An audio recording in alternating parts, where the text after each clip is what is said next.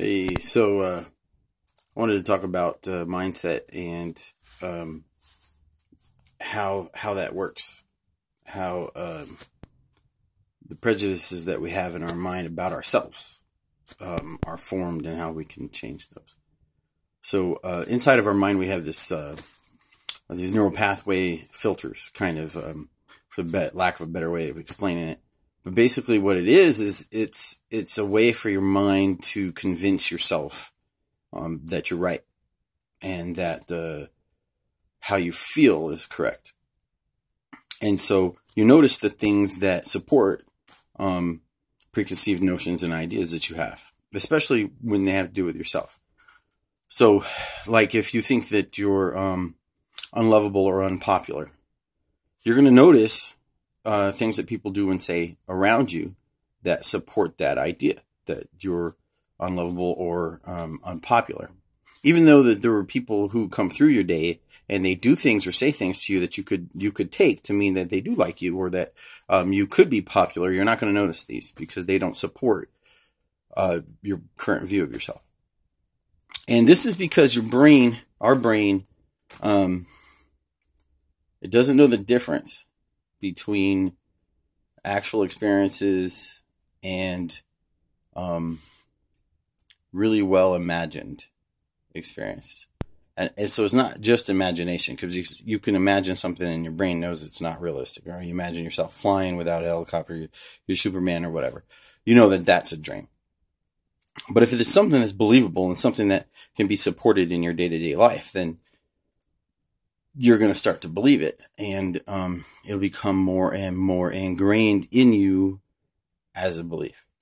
So let's say you grow up in a neighborhood that's dirty. You grow up in a neighborhood where people don't pick up their garbage. They don't pick up after themselves. It's a trashy place. And so you start to support this idea in your mind that this place sucks. The people here suck. This city sucks. Everywhere you drive around that city, you're going to notice the negative things. You're not going to notice anything positive, because that wouldn't affirm your view. Or if you notice positive things, it'll be minor. It'll be fewer, and you'll discount them to prove that this place sucks.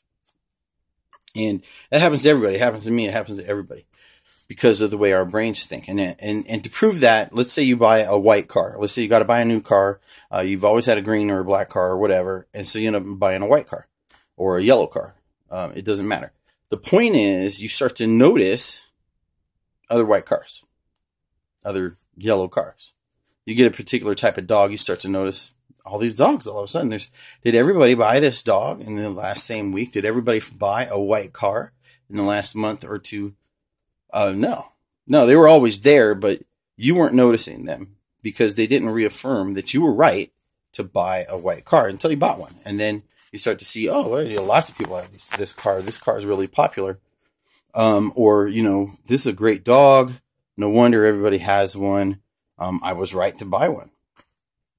And so, well, how do you get out of a negative viewpoint, a negative mindset, if your mind is set by largely by experiences, and then it starts to pick and choose the things that you see in your life to prove that you're right. You have to visualize. You have to give your mind the opposite experience. And like I was saying earlier, your brain doesn't know the difference between an actual experience and one that is really well imagined.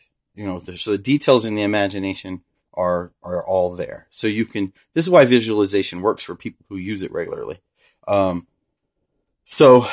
start to, you sit down, you close your eyes, and you look into the future to see yourself achieving certain things. You see yourself well liked, and you imagine conversations, maybe not whole ones, just snippets, the smile, and you know where you're at.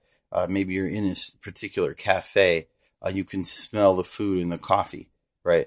And the more realistic this visualization is, the more likely your mind accepts that it really happened, right? That you are well liked, and that you treat people with respect, and they treat you with respect too.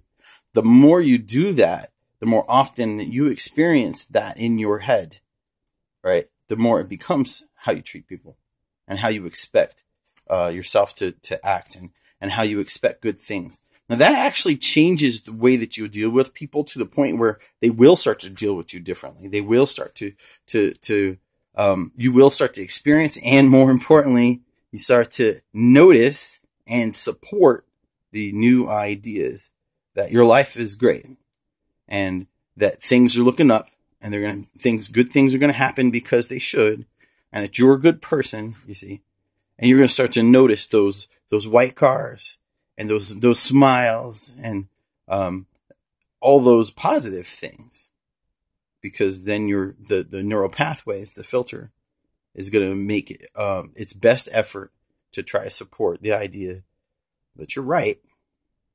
This is a great life, and you're a good person, and great things are going to happen to you.